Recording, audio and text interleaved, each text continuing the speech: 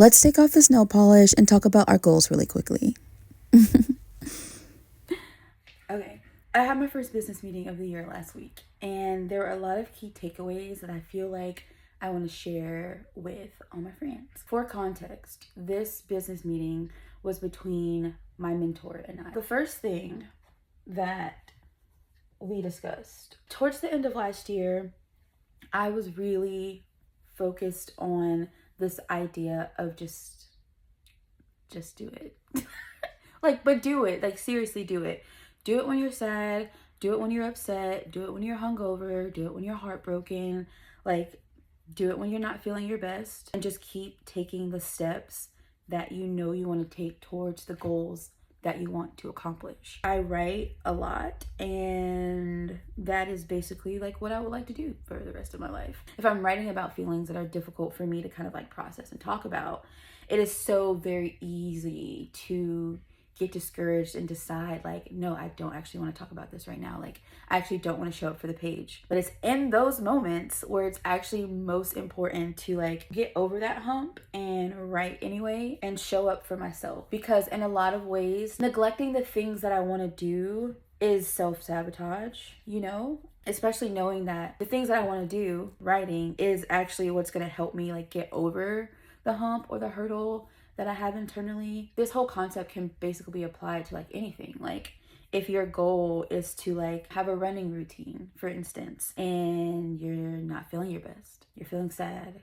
you're feeling heartbroken, you're feeling hungover, you're feeling upset, you're feeling like the world is crumbling beneath your feet, do it anyway. Run, go running. If you want to learn a new recipe, if your goal is to like make a cookbook, cook for yourself, you know, whatever your goal is, like it can literally be applied to anything. Just do it. It's easy for me because like my favorite thing to do and like a lot of my goals are set in writing, and that is like a healthy coping mechanism. You know, for me, it's like do the things that are going to help you cope, help you heal. But I'm saying like if your goal, like for instance, is to like make the cookbook, you know, it's like feel your feelings, honor how you're feeling. At the same time, don't let your feelings stop you from doing all the things that you want to do and all the goodness that you want to put into the world, right? The next thing that we talked about that was pretty important was this whole concept of literally like, it's so important to break down your goals into bite-sized pieces. For instance, I have this goal of writing 80,000 words in a single Google Doc by spring.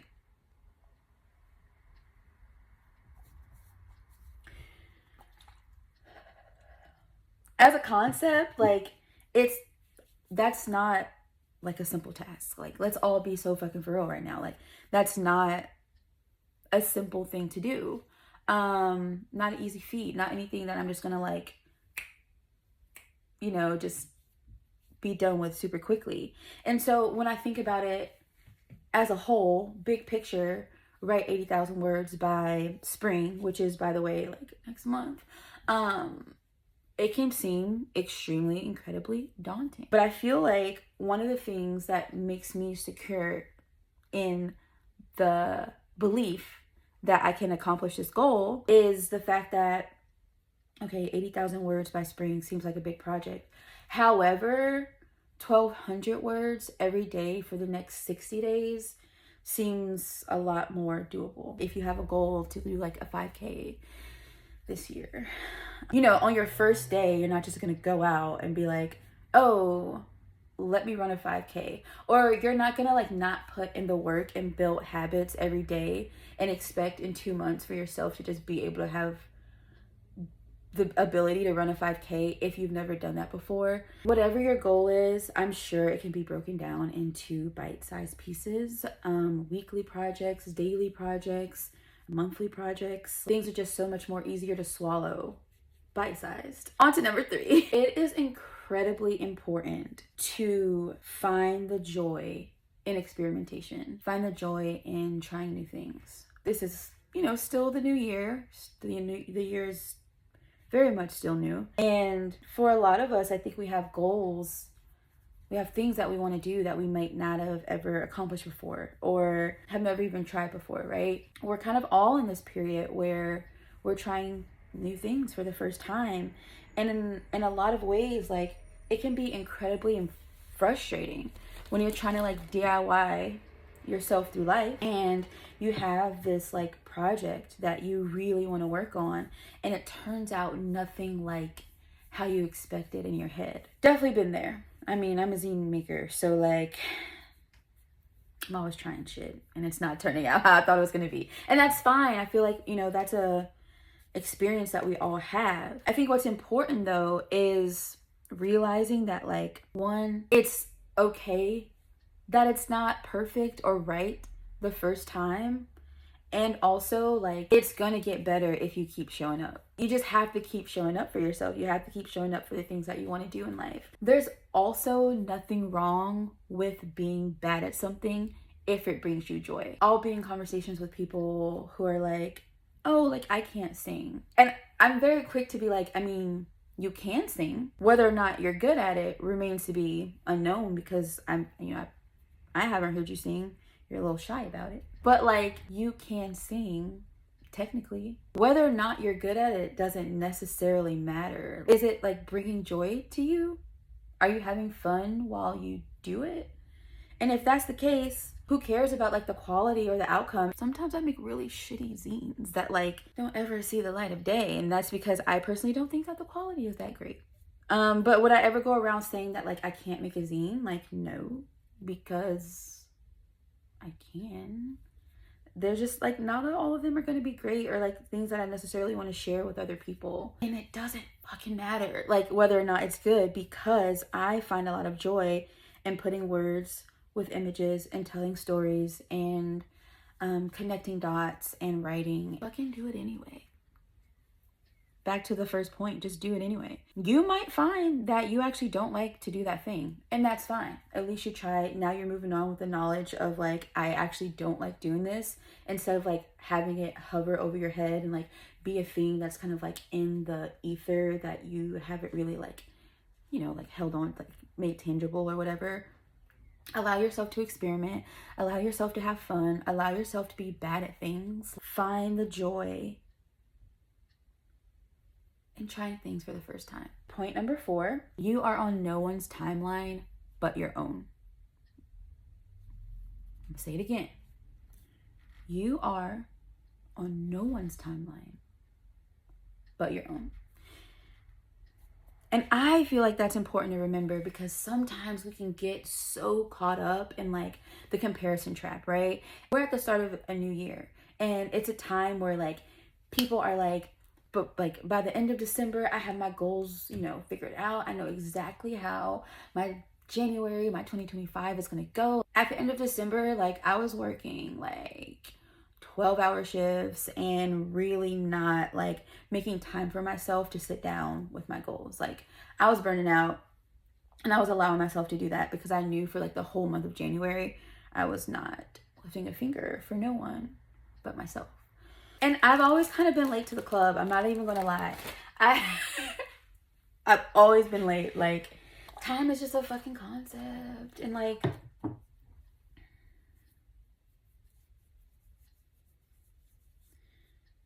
we're well into February at this point. And I'm sure if you're chronically online, like me, you have seen so many people like post about their New Year's resolutions, their goals for 2025, like their winter arc, like how they plan on like taking their life by the reins and, you know, doing things on their own terms. And that's great. And I feel like there is something like pretty special about like and energetic about people all at the same time deciding to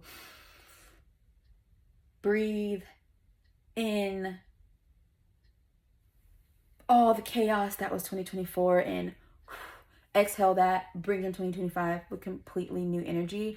But if you are chronically late to the party and that was not you at the end of December and you still haven't figured your stuff out in January, that's okay. And I'm telling you that because I did the same thing and I'm going to be okay. Like, why? Because I'm on no one's timeline but my own, and so are you. Like, yo, like, and I think what really helped solidify this concept for me this go around, like this January, I basically felt like I had 3 New Years, like in the month of January, like at different like social events. There were just different things that I experienced where I said to myself, this is the start of my new year. And listen, call me Delulu, but I'm running with it because it feels like the Salulu for me to be able to like not feel bad about myself. Because honestly, like, why fight against yourself if you don't have to and you have things that you actually want to do? You know what I'm saying?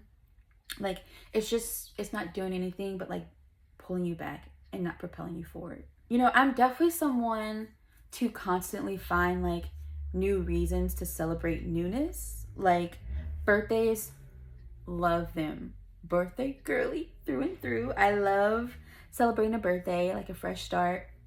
I love celebrating like the first day of spring. There's something about the newness of it all, but at the same time, I can decide when I want to become anew. And so can you. And one of the things like my mentor talked to me about herself was like she doesn't have her New Year's parties until the third week of January.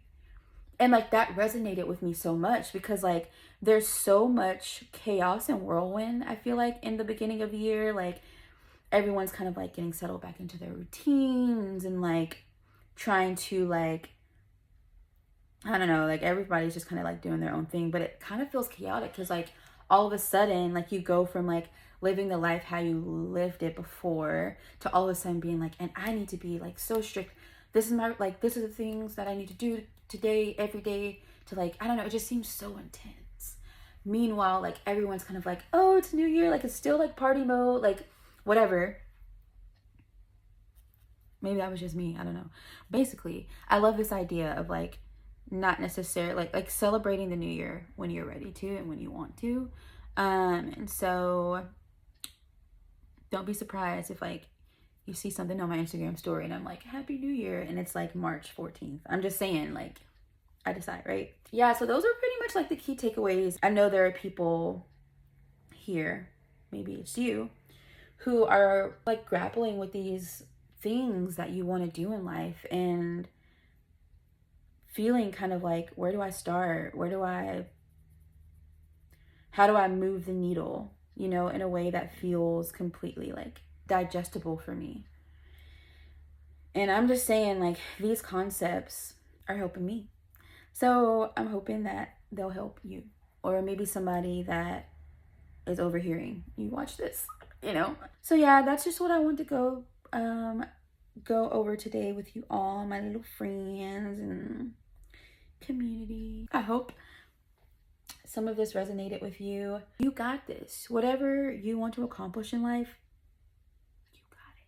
Like, it's so easy. If it's in your heart, it's meant for you. I'm telling you, like, you got this. Okay. You got it. And no matter what, it's gonna be okay. Like, yeah. Yeah. Bye.